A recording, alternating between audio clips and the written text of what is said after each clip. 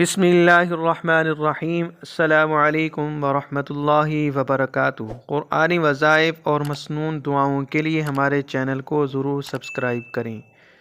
بہت زیادہ فضیلت والا وظیفہ۔ ایک صحابی نے نبی کریم صلی اللہ علیہ وسلم سے عرض کی، مجھے کوئی بلائی کی بات سکھا دیں۔ آپ صلی اللہ علیہ وسلم نے فرمایا، یہ وظیفہ پڑھا کرو، سبحان اللہ والحمد للہ ولا الہ الا اللہ واللہ اکبر۔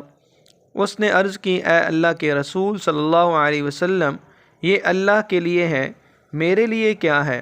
آپ صلی اللہ علیہ وسلم نے فرمایا، جب تو کہے گا سبحان اللہ الحمد للہ لا الہ الا اللہ اللہ اکبر، اللہ تعالیٰ فرمائے گا تو نے سچ کہا۔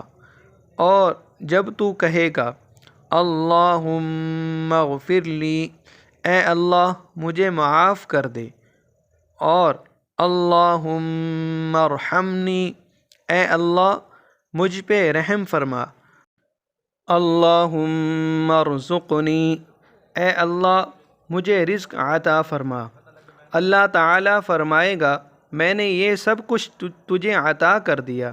اللہ تعالیٰ ہماری بھی نیک مرادوں کو پورا فرمائے، آمین ثم آمین۔